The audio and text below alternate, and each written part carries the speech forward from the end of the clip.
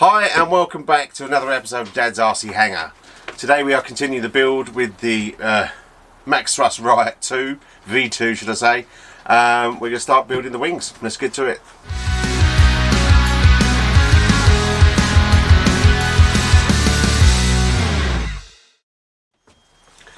And we're back to a very hot and sweaty Dad's RC Hangar. I've actually got the door open today, so you're going to probably hear lots of random noises, but don't worry about it. We're here about building the plane. I was going to turn off my spots, so by this time, if there's anything left of me, we'll get through this video today. Okay, so it's turned into a few days build, but probably just 2 days for yourself, basically just because of the time. Right, so today we're going to build the wings. Now, talking of building, my brother does watch my episodes of my videos, or whatever you like to call them, and he's always said to me, it's great looking at all these lovely planes, but why are we going to see them in the sky? When are we going to see them in the sky, should I say? Well, the reason for that is that all these planes that are brought for a reason, which we'll go through in another video maybe, but they are for when I can fly.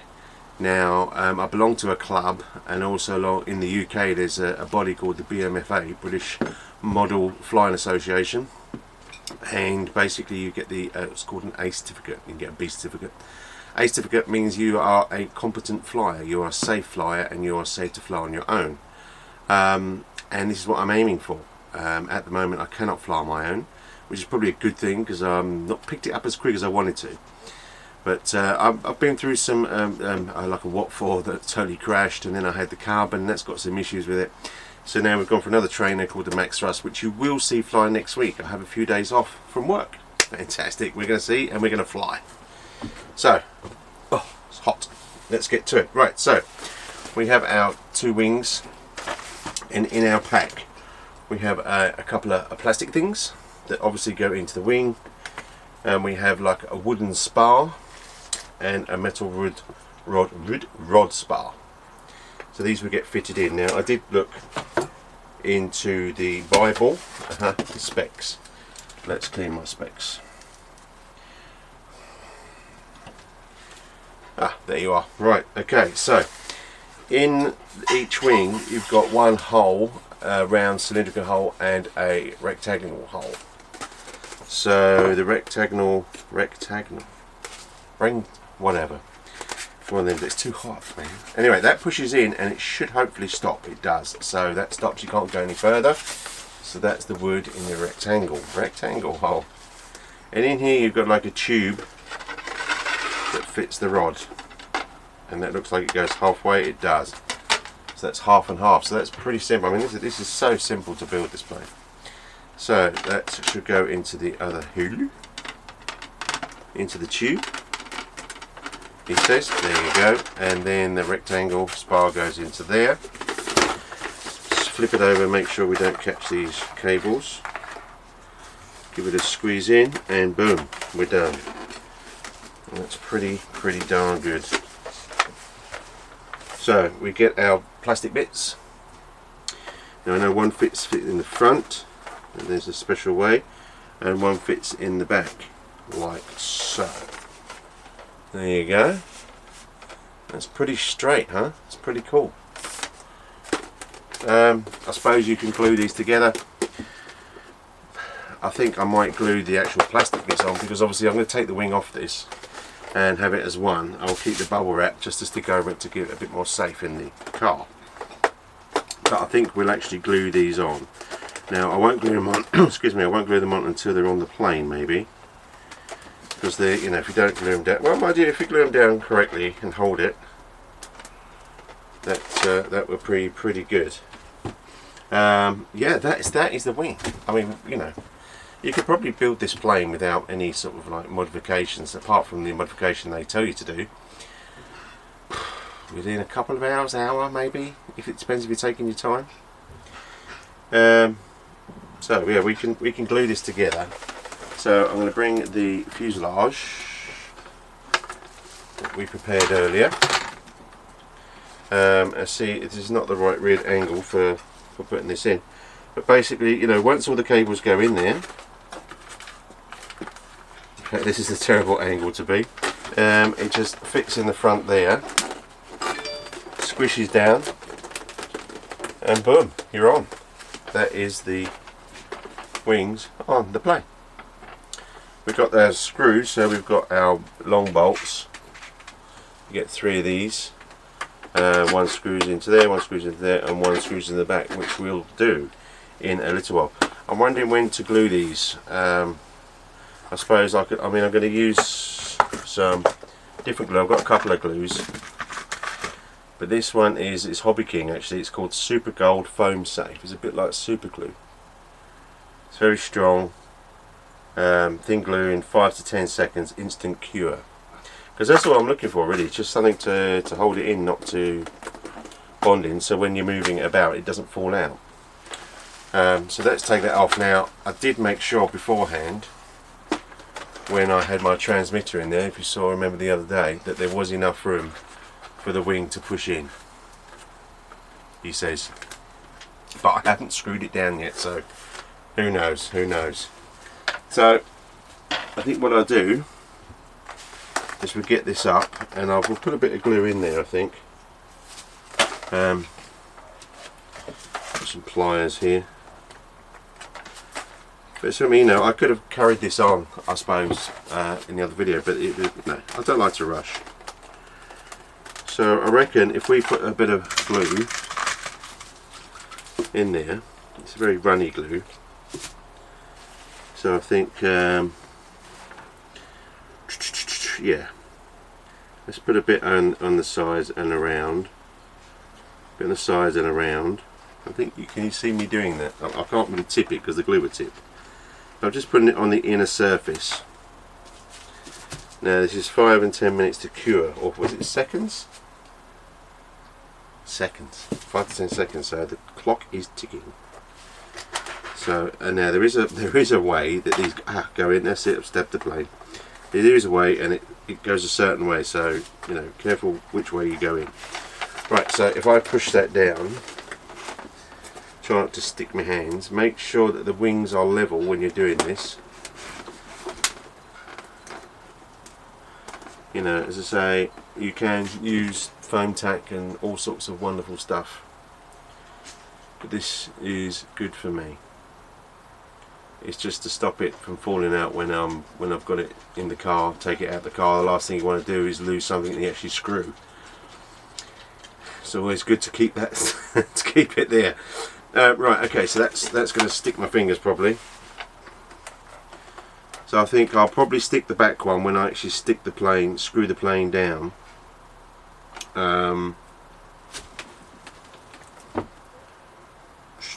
Or should I do it now? Should I do it now? Let's do it now.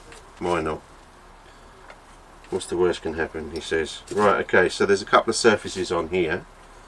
So I'll use those surfaces again. You know, I'm not going to go mad with this.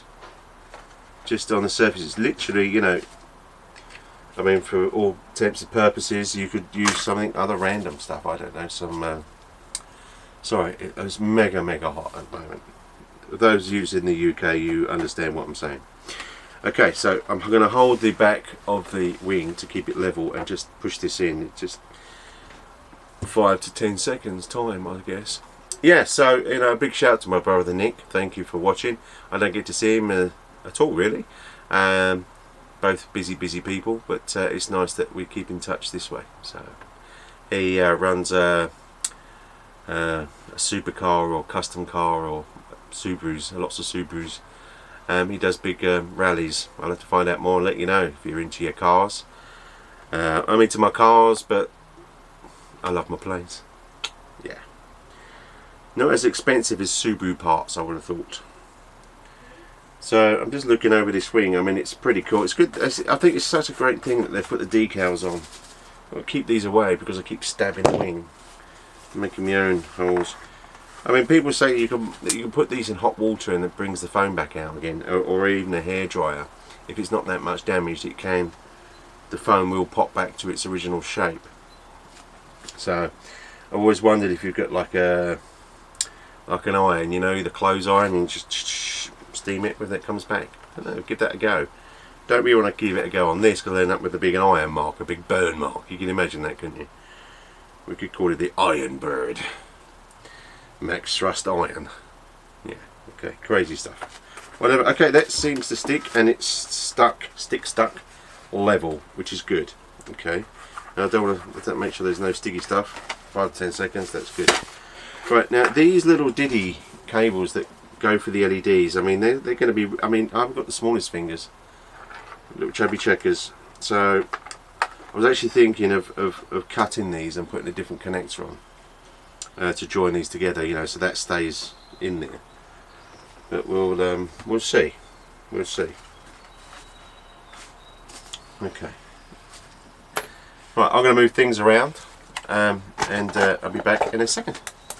Okay, I'm back again. I actually went and had some dinner, and sort of, you just don't want to see I'm too sweaty and hot. It's not good for YouTube. Anyway, so before I came back on camera, I thought I'd just connect up the receiver. So as I said, I put all the cables, stuff them down in the corner for the access. I've got my horizontal and vertical aerials. I cut a slit into that to bring it down the front. I didn't want to stick them down by the servos, and that one's right at the edge there. So that's already rock. I've screwed it in place. Just the other cables will fit down this side, hopefully. I'm hoping it's not going to affect anything. As I say, the LEDs, they're really diddy, as you can see. I think, you know, rather than trying to put them in, which I'm going to do now, I will make some leads. I think cut them off now. So it's quite awkward in here. It's not the biggest hanger.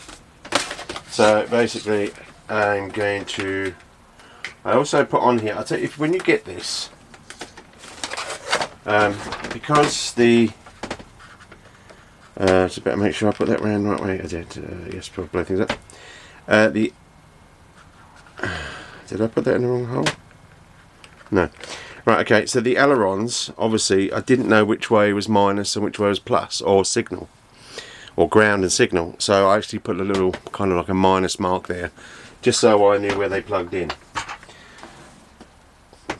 So otherwise I'd end up plug them in and blow things up, and well, I don't know if it blow up. Anyway, so those two these are these little diddy LEDs. So we'll stick those in the middles, in the connectors. They can only go in one way, but they're really fiddly for something you're going to take on and off. So I'll definitely change those leads. But for today's purposes, I will persevere and stick them in.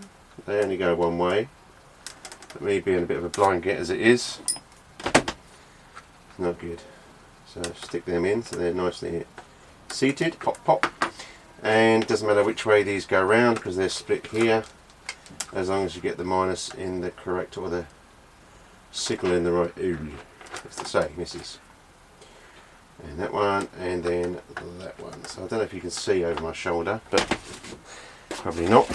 So there we have our connections. Now I want to bring these round the left hand side. Now obviously, because I've got the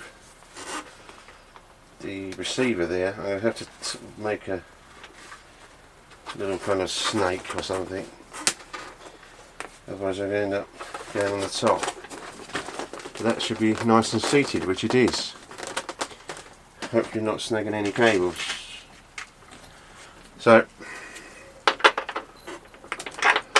this is 1 screw, 2 screw, 3 screw. So moment of coming, does it? Yes it does.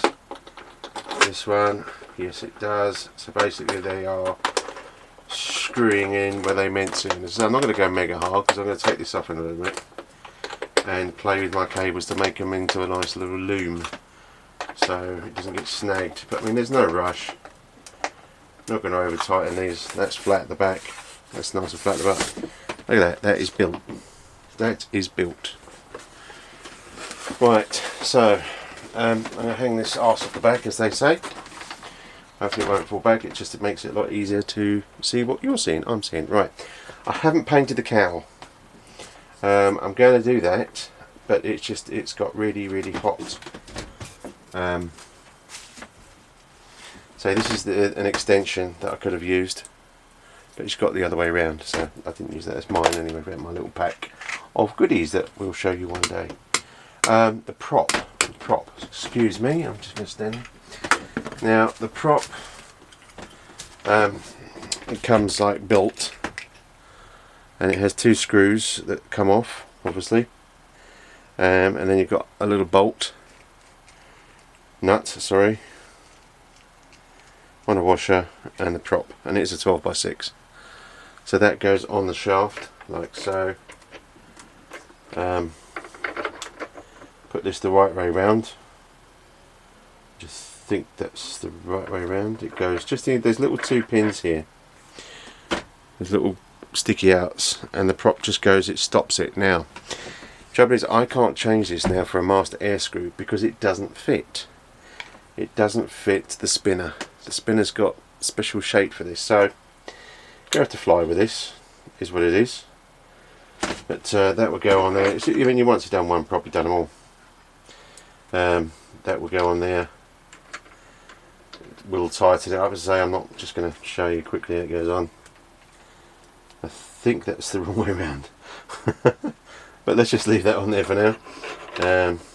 And then that screws back in. That slot snaps back in. If I find that this is where I think I have put the prop the wrong way around. Have I? Do you know what? I don't know. I think it's the sun. The sun has made my head gargle. No, I was right. Yeah, there you go. The sun isn't made my head gargle. So the spinner. Yeah, so that comes onto there. That's great. And then that just pops on in there. Has it got a little? There you go. And that screws back in there. Simple as that. But for safety reasons, we're not going to connect that for now, because I need to test everything with the transmitter to make sure everything is working. So it looks like there's going to be a part 3. Why? Because it's friggin' hot. And in my hangar it's even hotter. I haven't got air conditioning, and it is a hangar, a small hangar.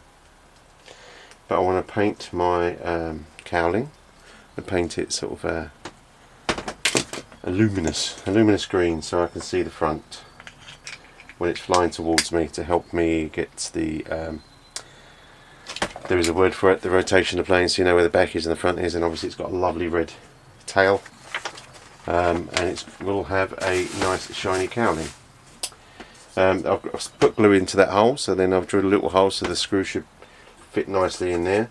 Yeah, there's a lump of metal there. That's what the battery behind it is. I think that's just weight for the plane. I mean, that's a chunky old weight for the plane. So I don't know why they didn't cowling wasn't magnetic. But that's basically built. How cool is that? I mean, yes, I've been fannying about with the receiver and the placement and the cabling and everything else. I mean, you don't have to do that. I mean, just go for gold. But I would just take a bit of time. Yes, it's only a trainer, but you want a trainer correctly because you want to train properly. And you know, if you've got a cable that's snagging that servo and pulling it back, where you're thinking, oh, this is great, I'm flying, and then suddenly you fly a different plane and you're going to miss that snagging. Maybe, I don't know, maybe I'm talking crap, who knows. Possibility. It's hot, I'm sweating, and I need a cold drink of non-alcoholic fluid. Okay, so that is probably it. I'm going to probably do a part 3, just the fiddly bits. I'm also going to make a position for the run cam to fit on, because I want footage for that. So yeah, I mean, that's basically the build-ish of the Riot V2. As you can see, it's very, very simple. It goes together fantastic. All the bolts line up with the nuts, and it was a pleasure to build. So I'm looking forward to flying it. I hope it's not a one flight wonder. But I'm going to go and cool off. I'm going to strip off because I am so hot, and that's something you don't want to see.